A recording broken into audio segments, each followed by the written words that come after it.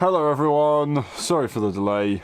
We're finally ready to go. 45 minutes on the clock, 15 minutes in, and the commentary starts.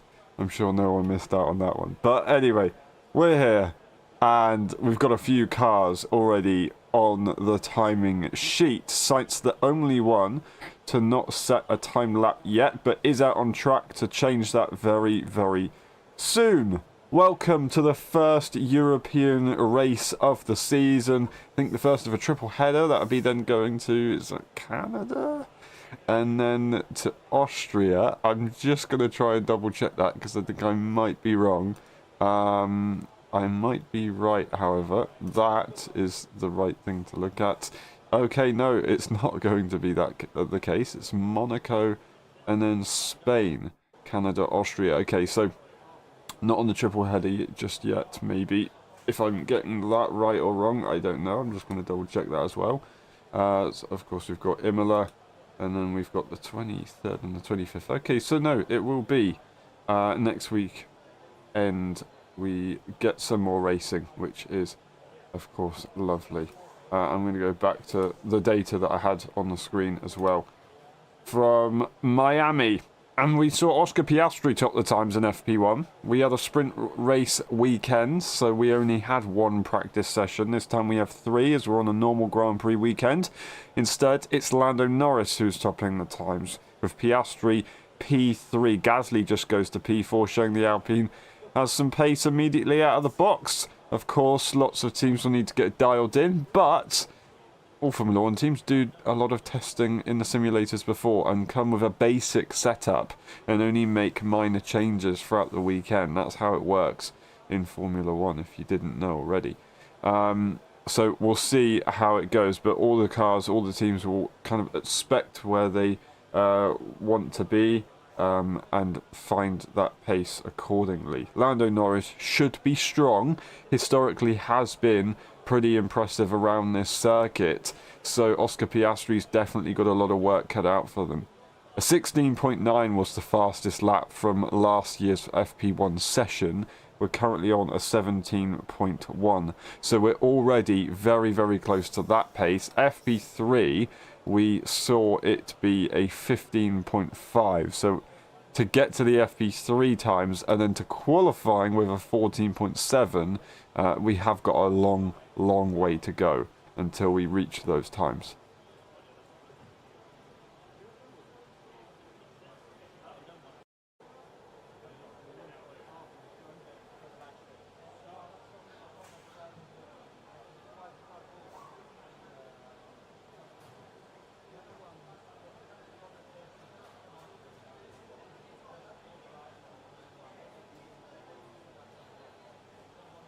Watchalong in P2, setting a brilliant lap to begin with. We've got a lot of cars out on the soft and medium tyres, not many on the hards. I assume we may see the hards in FP2 when it comes to more of a race pace kind of time zone. We expect teams to kind of do more race simulations in that second practice because it's closer to where the race time would start. And also kind of where the qualifying would start as well. So they're going to have to mix it a little bit. But I think we should see some hards, if not a little bit later into this session. That is one of the Alpines absolutely destroying one of the curbs into the chicane. I'll get that chicane quickly for you so I can remember which corner number it is. It is the 14 and 15. I should know that. Turn 14 and 15, the big chunky chicane that we saw a few cars in the past completely ruin their race on. So got to make sure that they find the limits of that chicane and not find them again throughout the rest of the weekend.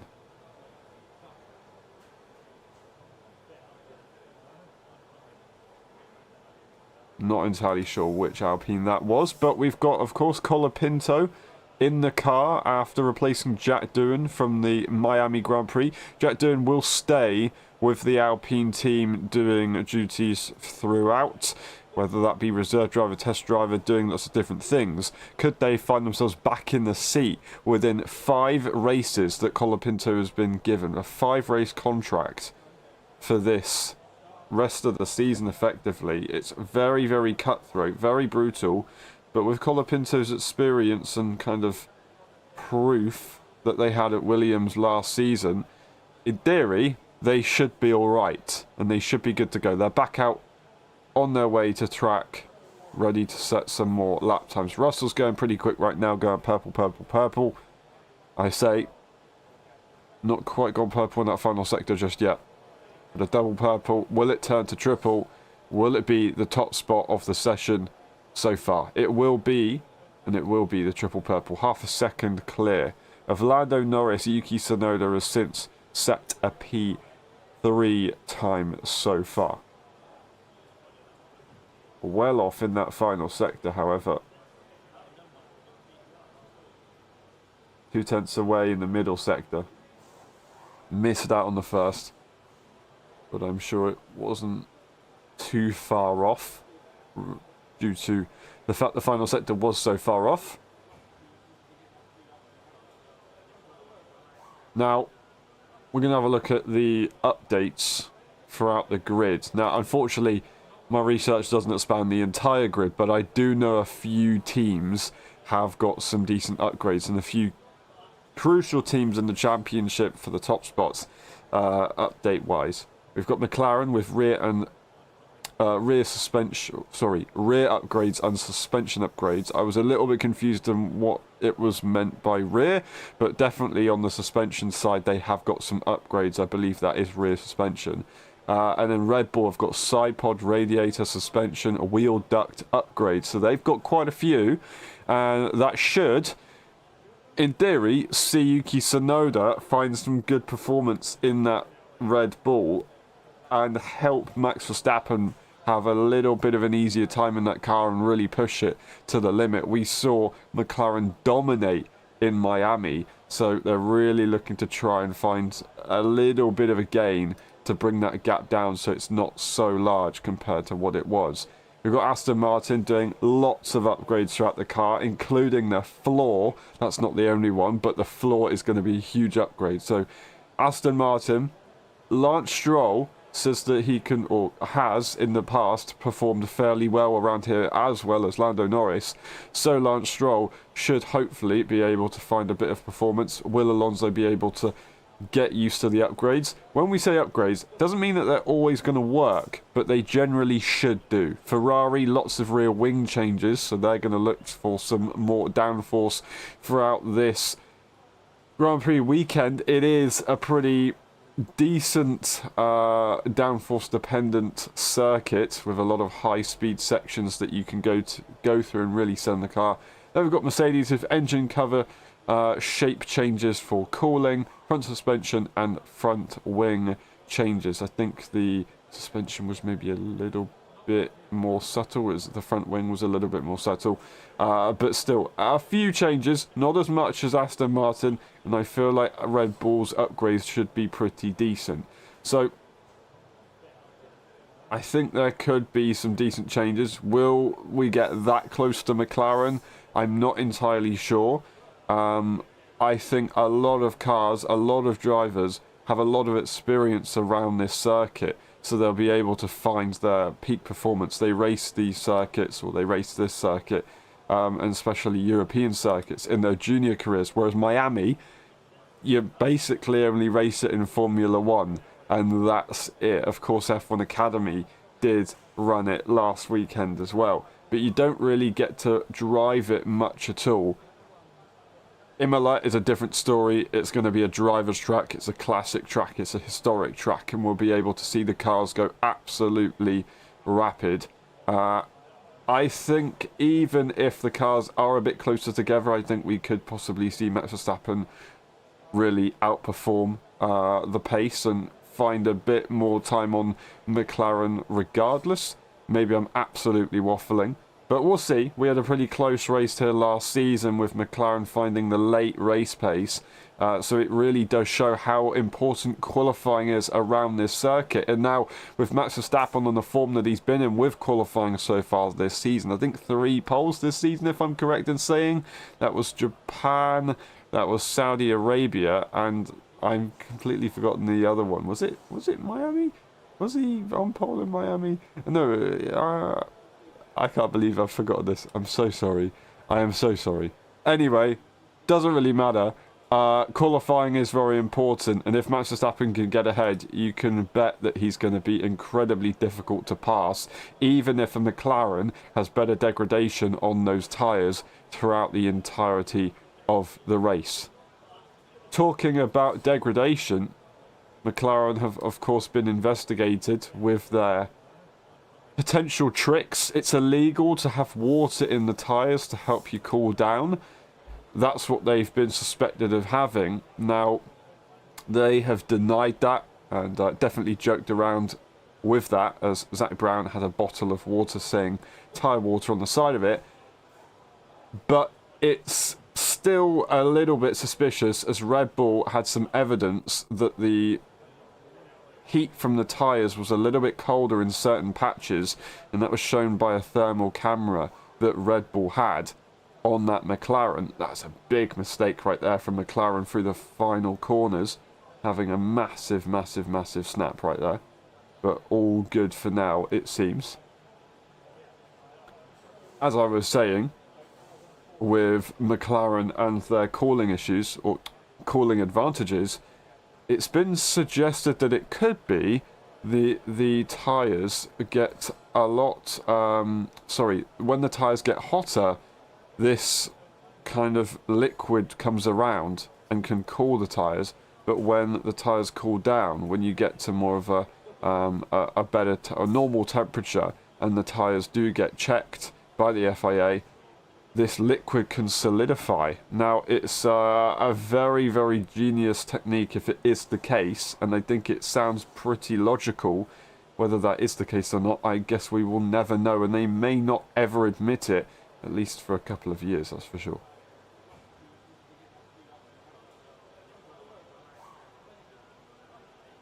Now, Charles Leclerc is complaining about helmet lift, and what you see by that is the cars are going so fast that the driver's helmet is also effectively an active aero device that moves around, and they have to react accordingly to that. With the G's that the drivers pull as well,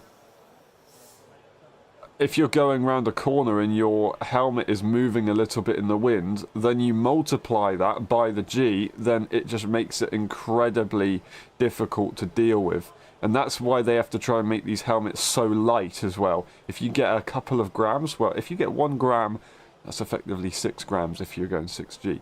It's quite difficult to deal with, and when your head is effectively an aero device, you want to make sure that it's comfortable when you're going in the fast corners and of course down the straights. There have been cases back in the day, 30, 40 years ago, that drivers were being strangled by the airflow, which is pretty scary to think, but that's only something that really you see tall drivers suffer from. So Esteban Ocon, George Russell, Alex Albon maybe have a few issues with that, but I think they'll be alright in this modern era of Formula 1. It's just whether you have that top airflow that pushes your helmet down or lifts it up a bit too much. George Russell asked for a little bit more wing on his helmet a couple races ago, and that is Charles Leclerc just asking for a little bit as well, as they made that mistake in the final few corners, maybe just getting distracted by the helmet throughout the lap.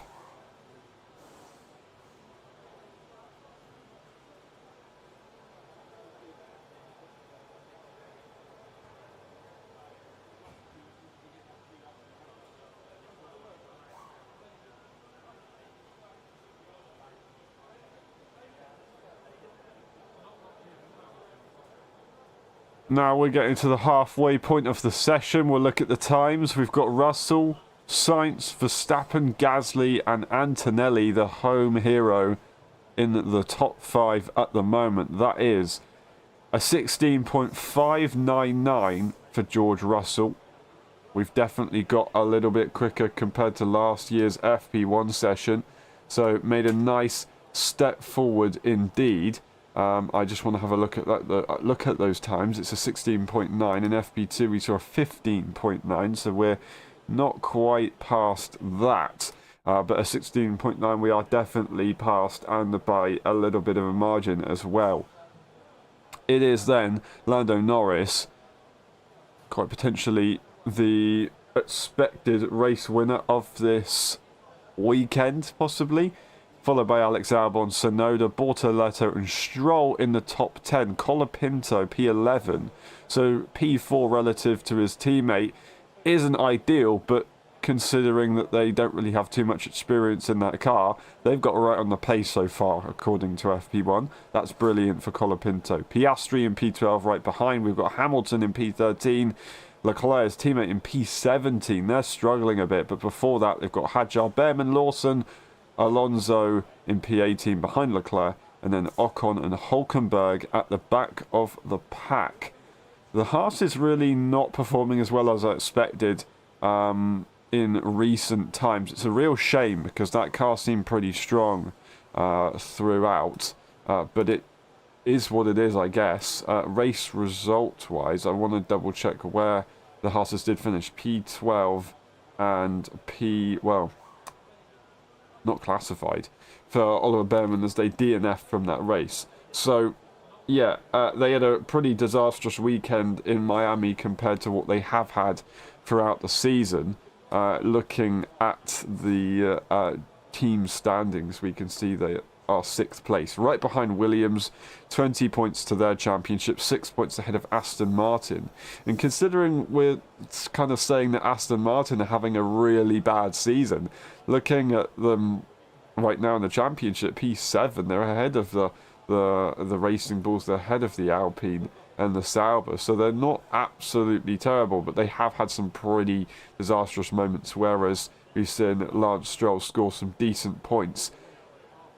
Günther Steiner claimed that those points were mayhem points and they don't really count for too much, but they're still points on the board at the end of the day. Those 14 points are for Lance Stroll, whereas Fernando Alonso has scored a donut, 0 points entirely. The next car ahead of them in the championship is Isaac Hadjar, P16, with 5 points to their name.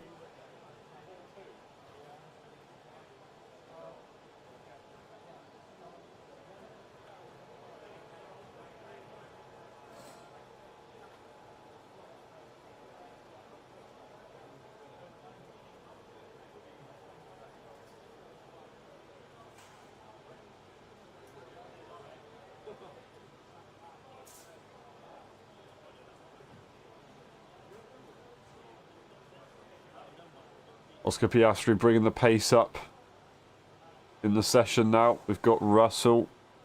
Sorry, not Russell. Russell was already P1. It's Piastri now who does go P1 by half a tenth. Purple in the final. A middle sector, but not managing to get there in the first sector. Having quite a lull in that first sector. Slower than Bortoleto, who went P6 recently, which is absolutely huge. But that middle sector from Piastri does seem a fair bit better. Hulkenberg goes to P7.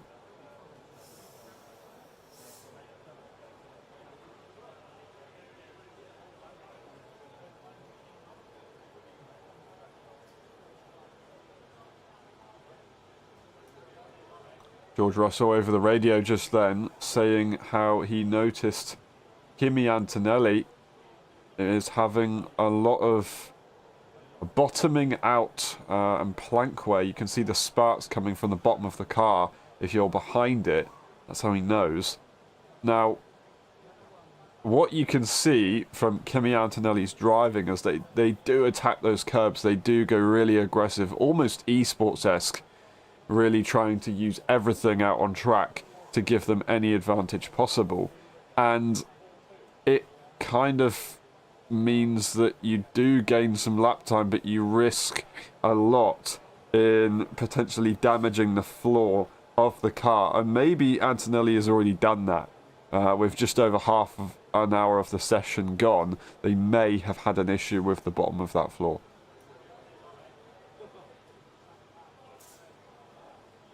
Of course, if you do that too many times over the course of the season, you could find yourself in a bit of trouble. Damage would accumulate throughout. the 24 races, and you'd end up in a bit of trouble.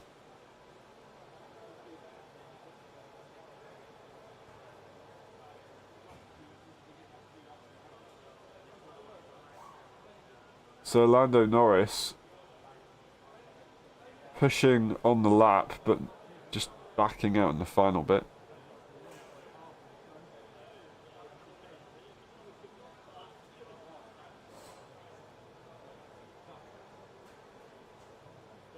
He's just had Hulkenberg report on the radio that one of his tear-offs from his visor got caught on his rear wing. That could definitely have an impact on your aero performance. At least it's not on the front wing and then it affects the rest of the car. But it is still a little bit of a performance alteration. It's not massive, so you can't really make too many excuses, but it would have had some sort of an effect.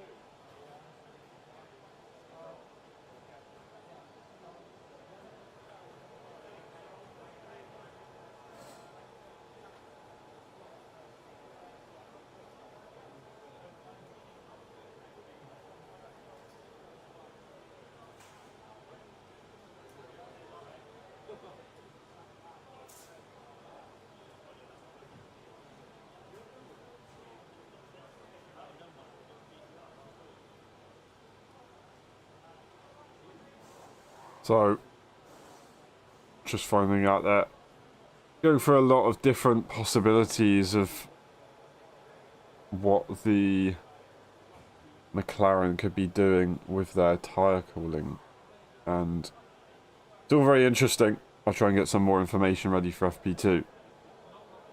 Very technical. Could it be aero? Could it be mechanical? All up in the air at the moment. Some of it illegal. Very few amounts could be legal, but a lot of the speculation is illegal. So it's the McLaren running an illegal car at the moment. Well, right now they're getting away with it. Now, something that feels a little bit illegal is the fact that there's speculation of Imola being removed or going. I think it's running out of contract either this year or next year, and it's not being re-signed, which is such a shame to miss Imola, a historic track. We have only had it return to the calendar in recent years, since 2020, so we have had experience with it not being in Formula 1 for a while. So would we miss it again? I don't know. With the calendar expanding as much as it is, should you be having multiple Grand Prix in one country? Well, you've got 3 in the US, you've got 2 in Italy. It's maybe not a good idea in the future. It's not really fair, and we could get some rotation, but also there's kind of an idea of, well, why are you going to rotate Monza? You can't rotate Monza. You just got to keep Monza on, and you maybe bring back Imola every now and again. Well, bringing back Imola only every now and again is a problem, because we've got to get circuits to be a grade A circuit if we want to race with Formula 1. If it's not having Formula 1 compete here every year, then that means you end up losing revenue, so the circuit may not be able to afford it. If it was to become a testing track, however, maybe there could be the ability to afford doing that. I don't know what the possibilities are. But it would be a shame to lose Imola, such a historic track. Very, very good on the characteristics. As a driver, it's quite nice to drive. You have all these different reference points, rather than just a flat wall in the brand new circuits that we seem to be getting. The so-called street circuits, which are kind of hybrids of circuits and street circuits, really. And all these other different things. The passion as well, you don't want to lose that. If we do lose it, something that we seem to have gained this weekend is Esteban Ocon's new hairstyle, which is interesting. We've seen a few new hairstyles so far this season, with Lewis Hamilton, of course, letting everything go with the dreadlocks and now just being free. Will it make them faster, Esteban Ocon? I don't know, but they're trying something different. Right now it seems that the Haas is also trying something different, and it's not working. So hopefully that they can get this fixed for the rest of the weekend, as this is only the first hour of the weekend for the Formula 1 drivers. They've got plenty of time in the session to go, of course. Carlos Sainz goes purple in the first sector and crosses the line, but did they back off in the final sector, I believe? And they just let everything go. 2-lap-old tyres at the moment, so they were going fairly quickly. But yes, they have backed off throughout the rest of the lap. Now, Yuki Tsunoda keeps finding traffic in the second chicane. Really frustrated, shaking their head around. I feel really sorry for them, because I've looked at the feed just a couple of times, and pretty much like 9 times out of 10, or maybe, which is quite a lot, we've seen Yuki Tsunoda end up being impeded.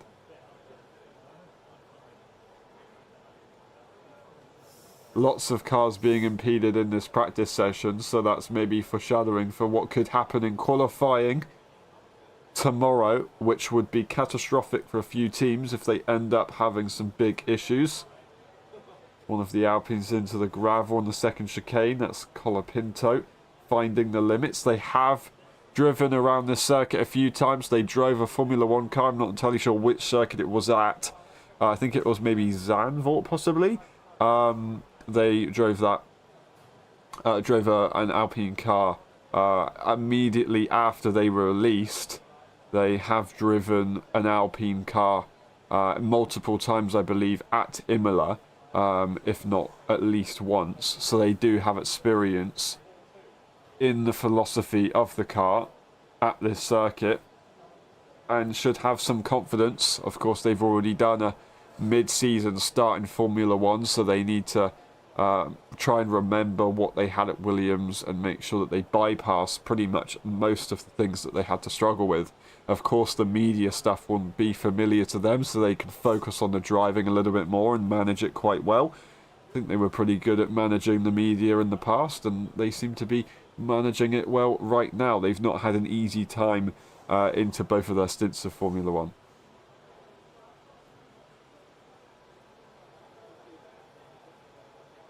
Lance Stroll improving to P11 ahead of Leclerc and Antonelli.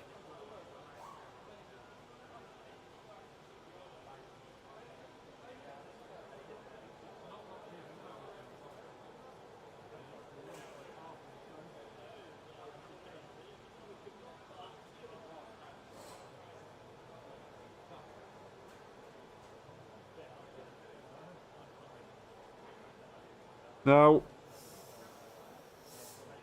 can we see Williams beat Ferrari once more? Well, a couple of minutes ago I would have said yes.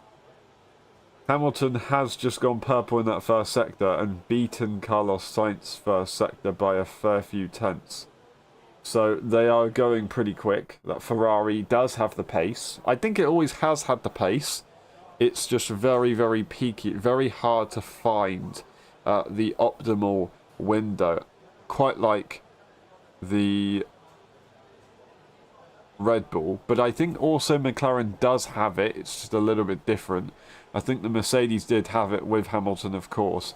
It's just about finding that optimal window. If you've got lots of experience in the team, you definitely can find it a lot easier. But it's not always the case, as we saw with Hamilton, of course, in 2022 to 2024.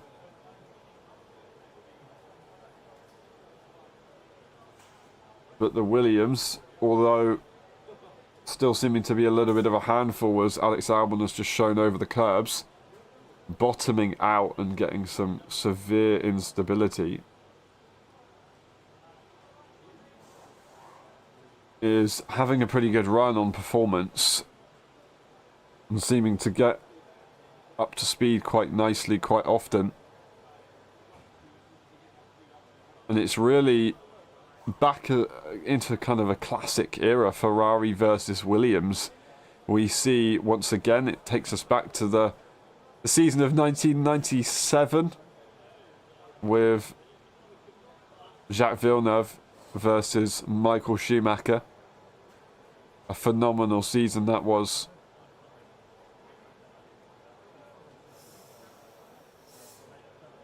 That was, of course, Albon finishing P5 in Miami ahead of Antonelli, ahead of both Ferraris as well. Carlos Sainz fighting the Ferraris.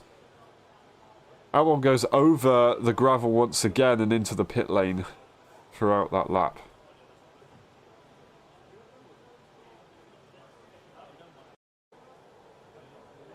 Colapinto improving. Across the line they go. 8 tenths away from the leader. Still P17 relative to Gasly. So a huge difference. But a driver with a lot more experience in the team.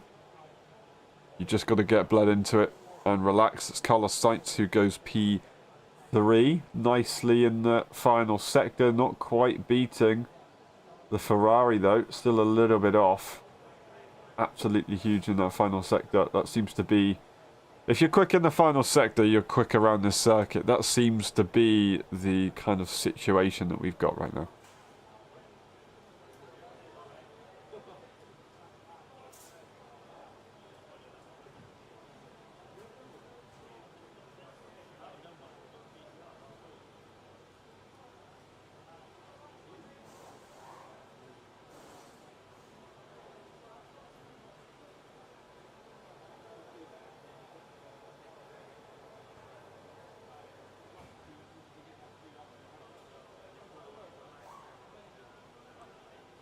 Hamilton complaining about a car ahead of brake testing. I don't think that was the case at all. I think that was just the car ahead trying to move out of the way of other traffic as well.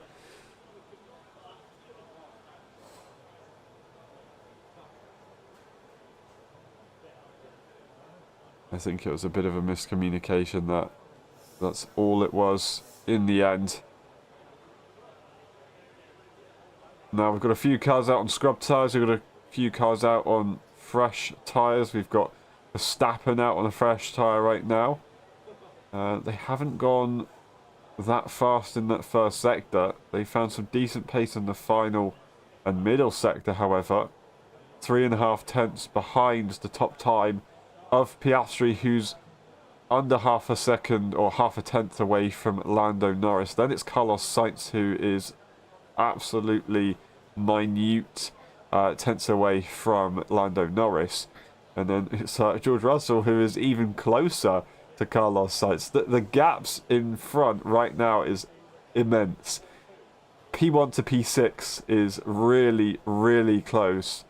And Hamilton still holds that first purple sector despite not actually completing their lap. Max Verstappen not too far away. We've got basically, the top 11 all within half a second right now. Yes, it's only FP1, but welcome to Formula 1 in 2025. We've got an incredibly close grid, and McLaren. It's very, very competitive and very enjoyable to watch. Depending on, of course, who you are supporting, it's enjoyable to watch. But I think if you look throughout the midfield, it is very, very entertaining how close everyone is. You get some great racing. Now, trying to make it nice and close is Kimi Antonelli, who's currently half a second off. He's a fair few tenths behind his teammate. George Russell's had the better of the Italian driver in recent times, but Kimi Antonelli, of course, went and had a brilliant weekend in Miami, especially in the qualifying sessions, getting that sprint pole position. Unfortunately, in the race sessions, they didn't have such a good time, really finding how it is to race against the front runners. Of course, they will have had some aggressive competition in the past in the junior categories of Formula 4 and Formula 2 as they skipped Formula 3. But, of course, you've got a much more expensive car, a very, very popular seat, and you've got to make sure that you keep that car in one piece, and Antonelli finding it very, very difficult to judge when Oscar Piastri showed all the aggression in the world and made sure that he knew who he was. That's how I can put it. And he did know who he was when he was travelling off the circuit into the blue section of the circuit. Now, Kimi's got to try and make sure that he's learnt from that and has another go this weekend. It's a circuit that doesn't have so much runoff in various places. You've got gravel traps. You've got massive junky curbs to go over. So if you do find yourself going off the circuit, you are going to be in trouble. And it's going to be a little bit more of a complicated one. Of course, we saw in 2021 Lewis Hamilton go completely over the curb in the first few corners. Turn 2 that was. And getting some floor damage. We've seen Michael Schumacher and Montoya in the past up at the hairpin push each other off, more or less. It was pretty interesting to watch, so we could see some more of that this weekend. It is a tricky circuit, that's for sure. But yeah, as I was saying, Antonelli, can they show good pace? The home crowd, the energy is going to be high. It's just whether they can manage it well or not and keep that car in a good position for the race and score some good points. George Russell still has the upper hand. Despite struggling in Miami, managed to score more points due to a little bit of misfortune from Antonelli throughout the weekend. Although they didn't get themselves in any trouble and they found themselves in P3 ahead of Verstappen by the end.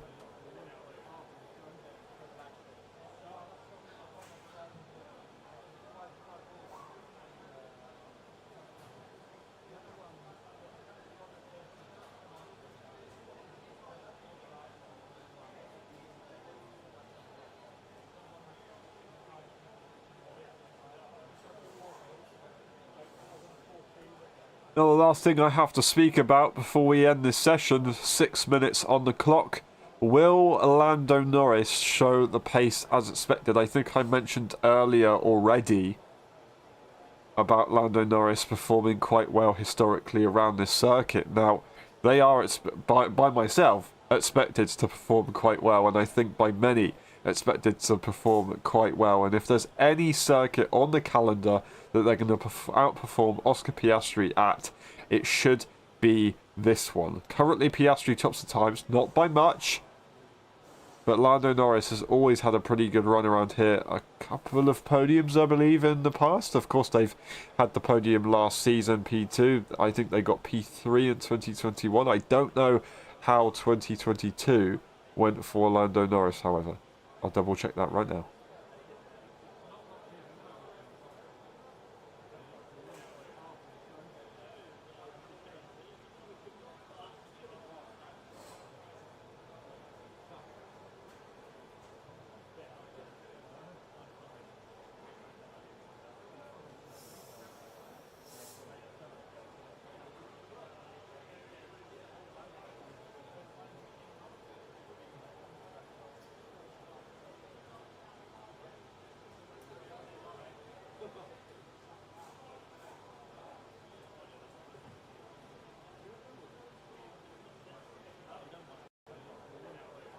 Yeah, so, okay, I've double checked it. 2021, 2022, 2024, the last 3 Grand Prix here in Imola, we have seen Lando Norris on the podium.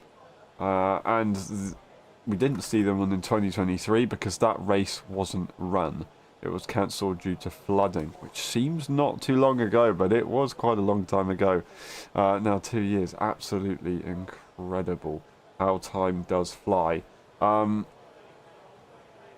want to see the 2020 Imola GP results if I can, just to double check that one. It wasn't Lando Norris on the podium that time. It was Daniel Ricciardo for Renault, of course, getting that P3 and getting their team principal a tattoo in the end. It was Lando Norris P8 in that race, just behind his teammates. So still performing quite well relative to their experience in Formula 1 at that time, relative to Carlos Sainz, who seems to be a bit of a legend in the Formula 1 paddock as of recent times. So, yep, Lando Norris performed very well here in the past. Should be pretty quick once again.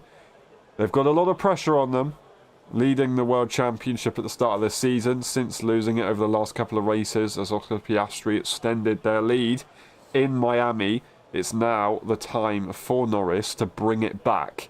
Currently, the championship gap, as we see it right now, I think it's 9 points if I'm correct in saying. I may be completely wrong, actually. 16 points in the end. So I think it was before the Grand Prix, it was about 9 points after the sprint. It was 10 points before the sprint. But it is now 16 points. So really, Lando does need a good race here. They can get 7 points ahead of Oscar Piastri if they do, of course, win the Grand Prix. Not 8 in the end. You don't get a fastest lap point in 2025. But they can still have a decent chunk out of Oscar Piastri if they do find the performance. This weekend, that is a red flag as Gabriel Bortoletto's found the barrier. Looks like in the final corner. It does seem to be the final corner. And that is the session done. With 2 minutes on the clock, we're not going to get a restart. I am sure of it. Not the way you want to end an FP1 session. They are very close to the pit lane entry, so it shouldn't take long for that car to get back to the pit lane. But it will be a bit of a rebuild job, as they have had a bit of a coming together with that wall. And they are stuck in the gravel with the rear end. Just double checking this crash that they had. Is it a lazy spin on that final corner? It was a little bit of an unpredictable moment right there for Gabriel Bortoletto, so wouldn't really blame that one on them. Pretty unfortunate. Fairly light contact with that wall, just the nose cone that would have been suffering. I'd be surprised if the suspension has that much of a problem. That right suspension would be affected if anything. But they should be okay with the car. And they should be able to get into FP2. No problem at all later on today. That is the session done in the end.